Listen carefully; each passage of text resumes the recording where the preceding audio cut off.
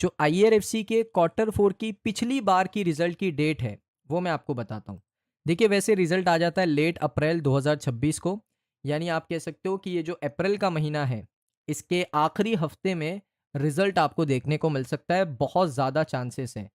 क्योंकि क्वार्टर 4 2025 का जो रिजल्ट है, उसको यहाँ पर रीशेड्यूल किया गया था और अनाउंस किया गया था 28 अप्रैल 2025 को। यानी आप कह सकते हो कि रिजल्ट आ सकता है क्वार्टर 4 2026 का जो रिजल्ट है, वो आपको देखने को मिल सकता है 25 अप्रैल से लेकर 30 अप्रैल के बीच में।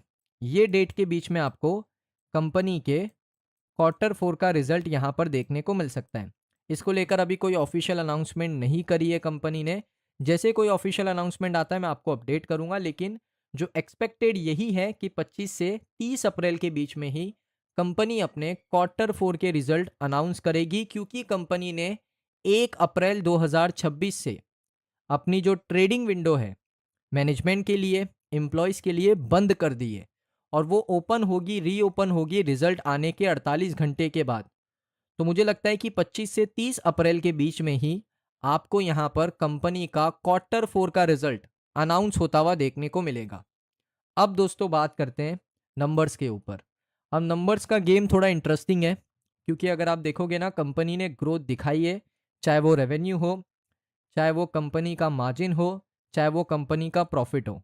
तो हर चीज़ में आपको ग्रोथ यहाँ पर देखने को मिला है। पिछले 3 क्वार्टर में अगर आप देखोगे ना, सिंगल डिजिट से कंपनी ने अपनी ग्रोथ की है डबल डिजिट में। ये देखिए 11%, 10%, 11%। तो यहाँ पर रिजल्ट किस तरीके से आ सकता है उसको देख लेते हैं। सबसे पहले अगर हम बात करें रेवेन्यू की, तो देखिए IRFC का जो बिजनेस मॉडल है ना, काफ़ी सेफ है। क्योंकि यहाँ पर IRFC अगर वो इंडियन रेलवेज को फाइनेंस कर रहा है, तो वहाँ पर उसका जो मार्जिन है वो फिक्स होता है 0.5% से लेकर 0.6%। तो इसमें रिस्क काफ़ी ज़ीरो होता है और सरकार इसको बैक करती है, तो इस वजह से यहाँ पर बिजनेस सेफ है, लेकिन ग्रोथ बहुत लिमिटेड है। इसी चीज़ को लेकर तो कंपनी ने ये कहा कि हम IRFC 2.0 स्ट्रेटेजी लेकर आ रहे हैं, जिसमें क्या होगा, हम इंडियन रेलवेज को यहाँ पर सपोर्ट करेंगे, उनको फंडिंग देंगे, लेकिन यहाँ पर उसके साथ साथ जो इंडियन रेलवे से लिंक करती है कंपनीज, चाहे वो बैकवर्ड हो चाहे वो फॉरवर्ड हो। जैसे कोई कंपनी इंडियन रेलवेज को क्या करती है, पावर सप्लाई करती है, उसको अगर फंडिंग की ज़रूरत पड़ गई तो IRFC उसको फंडिंग देगा, चाहे वो प्राइवेट कंपनी हो चाहे वो पब्लिक कंपनी हो। तो उसको IRFC फंडिंग देने के लिए रेडी है, क्योंकि वो रेलवे से कहीं ना कहीं लिंक कर रही है।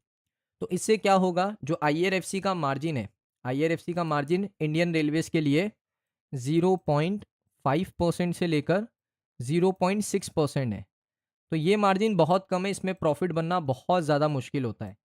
तो बैकवर्ड और फॉरवर्ड लिंकेज कंपनीज को फंडिंग देने से क्या होता है, मार्जिन सीधा 2% से लेकर 5% तक जंप कर सकता है। तो इस वजह से यहाँ पर जो IRFC 2.0 है, वो काफ़ी ज़्यादा इंपॉर्टेंट है कंपनी के प्रॉफिट के लिए। अब दोस्तों यहाँ पर रेलवे का केपेक्स भी आपने देखा काफ़ी हाई है। सरकार लगातार क्या कर रहा है, रेलवे में इन्वेस्ट कर रहा है। फंडिंग ज़्यादा आ रही है तो IRFC का इनकम भी आपको ज़्यादा ही देखने को मिलेगा। क्वार्टर 3 अगर आप देखोगे ऑलरेडी स्ट्रांग था। क्वार्टर 3 में कंपनी ने 1800 करोड़ के ऊपर का प्रॉफिट किया था। ये देखिए 1802 करोड़ के ऊपर का कंपनी ने क्वार्टर 3 के अंदर प्रॉफिट किया था। तो मोमेंटम नेगेटिव नहीं है। क्वार्टर 4 खराब आने के चांसेस बहुत कम है दोस्तों, नहीं आएंगे खराब रिजल्ट। रिजल्ट आपको अच्छा ही देखने को मिलेगा। अब देखिए एक नेगेटिव फैक्टर है जो आपको समझना चाहिए और सारे इन्वेस्टर्स को जानना चाहिए, वो है बोरोइंग कॉस्ट। क्योंकि अभी अगर आप देखोगे दुनिया भर में क्या चल रहा है, ईरान, इजराइल और साथ ही साथ अमेरिका वॉर के अंदर इन्वॉल्व है। इससे क्या होता है ना, मार्केट के अंदर ना जो बोरोइंग कॉस्ट होता है ना, वो बढ़ जाता है, क्योंकि मार्केट अनसर्टेन है। वॉर की सिचुएशन में अगर मैं किसी से पैसा ले रहा हूँ, तो मुझे वो पैसा यहाँ पर ज़्यादा पे करना पड़ेगा ब्याज के तौर पे। अगर मैं किसी से 1 लाख रुपए ले रहा हूँ, पहले 6% पे चल रहा था इंटरेस्ट रेट, तो अभी मुझे 8% पे करना पड़ेगा, क्योंकि वॉर चल रही है, अनसर्टेनिटी है। तो ये चक्कर में यहाँ पर बोरोइंग कॉस्ट बढ़ सकता है, तो ये एक फैक्टर है जिसको नोटिस करना चाहिए। अब एक्सपेक्टेड नंबर्स क्या है उसको देख लेते हैं। सबसे पहले दोस्तों यहाँ पर मैं आपको बताऊं कि जो रेवेन्यू की मेरी एक्सपेक्टेशन है, वो यहाँ पर है कि रेवेन्यू कंपनी कर ले 7,000 करोड़ का। कंपनी रेवेन्यू कर ले 7,000 करोड़ रुपए का, इतना अगर कंपनी रेवेन्यू करती है तो डेफिनेटली क्या होगा, ईयर ऑन ईयर बेसिस पे देखिए, मार्च 2025 6,723 करोड़, मार्च 2026 में अगर 7,000 करोड़ का कंपनी रेवेन्यू करती है तो एक अच्छा ईयर ऑन ईयर बेसिस पे जंप, और साथ में क्वार्टर ऑन क्वार्टर बेसिस पे भी जंप आपको देखने को मिलेगा। अब ये हो गई रेवेन्यू की बात। उसके बाद आता है इंटरेस्ट कितना कंपनी ने कमाया।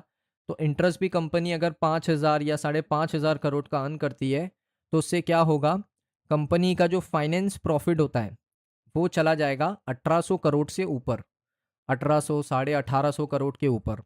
और मार्जिन अगर यहाँ पर ज़्यादा नहीं 28-29% तक चले जाता है फाइनेंसिंग मार्जिन, तो यहाँ से क्या होगा, जो कंपनी 1,800 करोड़ का Q3 में प्रॉफिट किया था वो कंपनी प्रॉफिट कर सकती है इतना, 1,850 करोड़। इतना प्रॉफिट तो कंपनी कर सकती है।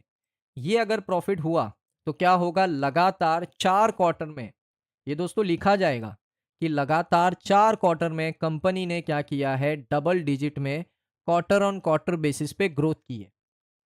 क्योंकि आप देख सकते हो 1746 crore double digit growth, 1777 crore double digit growth, 1,802 crore, 1,850 crore. क्योंकि पिछले साल का जो नंबर है, पिछले साल का अगर मैं आपको बताऊं, मार्च 2025, इसमें अगर आप कंपनी का नेट प्रॉफिट देखोगे 1,682 करोड़ से अगर 1,850 करोड़ पहुंच जाता है मार्च 2026 में, तो ईयर ऑन ईयर बेसिस पे आपको डबल डिजिट की ग्रोथ देखने को मिलेगी। इससे क्या होगा, इन्वेस्टर्स के जो सेंटीमेंट्स हैं जो थोड़े अभी नेगेटिव हैं इंडियन रेलवे फाइनेंस कॉरपोरेशन को लेकर, वो आपको पॉजिटिव में बदलते हुए देखने को मिलेंगे। तो 1,850 करोड़ की एक्सपेक्टेशन प्रॉफिट से है, ज़्यादा एक्सपेक्टेशन नहीं है। और रेवेन्यू से 7,000 करोड़ के आसपास की एक्सपेक्टेशन है। अगर कंपनी 6,900 भी करती है कोई बुरी बात नहीं है। तो मुझे लगता है कि यहाँ पर नंबर्स बदलेंगे तभी शेयर का प्राइस बदलेगा। नंबर्स बदलना ज़रूरी है। नंबर्स अगर बदलते हैं तो अर्निंग पर शेयर बदलेगा। अगर ईपीएस ज़्यादा होगा तो वैल्यूएशन क्या होगा, वैल्यूएशन कम हो जाएगा, श्रिंक हो जाएगा। वैल्यूएशन कम होगा तो लोग इसको अंडर वैल्यू समझेंगे, अंडर वैल्यू हो जाएगा शेयर तो इसमें पैसा आएगा, पैसा इसमें इन्वेस्ट होगा तो शेयर ऊपर जाएगा। सिंपल सी बात है, सारी चीज़ें लिंक करती है।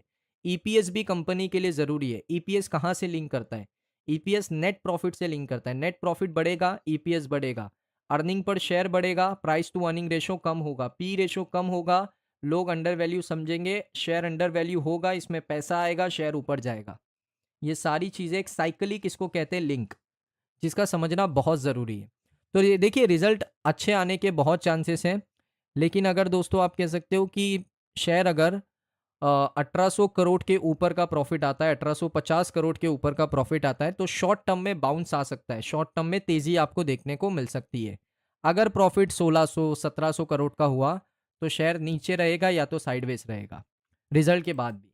अब देखिए अभी तक कंपनी ने आपको 9 रुपये का डिविडेंड अनाउंस कर दिया है। अगर आप 17 फरवरी 2021 से इन्वेस्टर हो तो अभी तक आपको कंपनी ने 9 रुपये का डिविडेंड दिया है, यानी कंसिस्टेंटली आपको ये कंपनी डिविडेंड का पे आउट करती है। छोटा डिविडेंड देती है लेकिन डिविडेंड आपको देती है।